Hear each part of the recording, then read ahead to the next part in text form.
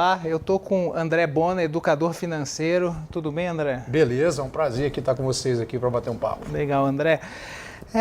No que o investidor precisa estar atento nesse cenário de 2018? Bom, eu acho que o investidor ele tem que ter em mente o seguinte: quando ele vai investir, ele tem que ter ideia de qual é o planejamento financeiro pessoal que ele tem. Então, embora o ano de 2008 seja um ano com turbulências políticas, com muita volatilidade nos mercados financeiros, é muito importante que o investidor tenha em mente que o que deve nortear a decisão de investimento dele não são esses fatores, mas sim os fatores associados ao planejamento pessoal que ele possui. Porque no frigir dos ovos, o investimento serve para fazer você alcançar os seus objetivos de vida. Então esse é o ponto mais importante aí que eu entendo que deve nortear a decisão do investidor. E qual que é o perfil mais recomendado que o investidor deve adotar? É um momento para ser mais agressivo, mais conservador, ou isso também está atrelado ao objetivo dele? Isso está atrelado ao objetivo. Então, por exemplo, aquele investidor que tem um planejamento financeiro, que ele tem um determinado capital, que ele pode precisar a qualquer momento, ele tem que ser conservador. Não porque o mercado está diferente, volátil, por causa de política, nada disso. Porque simplesmente ele pode precisar do dinheiro. Então ele tem que ser conservador nesse cenário. Agora, se ele já tem uma parte do recurso dele guardada de maneira conservadora para usar em caso de emergência, então uma outra parte, que é uma parte de investimentos para longo prazo, ele pode se dar o luxo de ser mais agressivo ali. E aí ele começar a buscar possibilidades de investimento que sejam mais agressivas e que deem para ele uma expectativa de maior lucratividade. Então isso depende do planejamento dele, porque se o planejamento dele não permitir que ele seja agressivo, ele não vai ser, mesmo que ele tenha um perfil agressivo. Entendeu? Então, eu acho que isso é muito importante. E é lógico que o perfil do investidor ele também vai se modificando ao longo do tempo.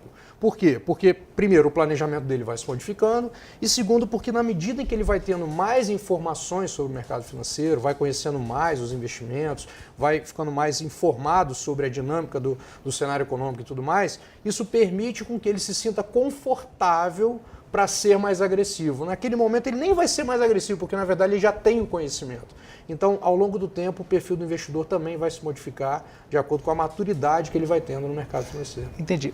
Um investidor que tem um perfil agressivo, quais são as oportunidades que o momento oferece hoje? Perfeito. Aquele investidor que tem um perfil agressivo e que tem o capital de longo prazo, normalmente ele vai se posicionar como? O investidor de longo prazo conservador, ele vai buscar, por exemplo, títulos do Tesouro Direto, IPCA, títulos de longo prazo, debêntures, que são ativos de renda fixa, e o investidor um pouco mais propenso ao risco vai buscar fundos imobiliários, fundos multimercados de alta volatilidade e investimento em ações também, seja pela compra direta dos ativos ou por fundo de ações. Então esses investimentos são os investimentos que compõem o perfil de um investidor um pouco mais agressivo. Qual é um erro comum numa situação como essa? O erro comum em qualquer situação é o investidor achar que ele vai ser capaz de adivinhar o que vai acontecer no mercado financeiro e tentar tomar uma decisão baseada numa adivinhação. Por exemplo, até para a gente bater esse papo aqui, quando a gente agendou e tudo, não saiu exatamente no mesmo horário que a gente marcou, porque tem uma coisa que muda aqui, tem outra que muda ali. Então imagina isso acontecendo ao redor de todo o globo, ao mesmo tempo. Quantas modificações podem acontecer nos cenários econômicos, nos mercados, e que podem modificar completamente aquela expectativa que ele tinha. Então, em função disso, eu acho que o maior erro é o investidor tentar adivinhar o que vai acontecer. Ele não vai conseguir fazer isso. Então, adotando essa premissa, ele até consegue tomar uma decisão muito mais consciente, entendendo que quando ele vai para um investimento de risco, por exemplo, e esse investimento de risco pode oscilar. Pode cair, ele pode perder dinheiro durante algum tempo, e isso é natural desse tipo de investimento. Então, não é que a expectativa dele esteja errada, mas é porque esses investimentos de risco são assim e não vão deixar de ser assim. Essa é a característica do investimento. Então, esperar que o investimento de risco não oscile é de um amadorismo, digamos assim, que um investidor deve evitar, né? Não tem como. Tem muita gente vendo essa queda do Ibovespa como uma oportunidade de compra, né? Tem algumas ações que estão ficando baratas. Há a tentação de você esperar o fundo do poço para comprar com melhor preço.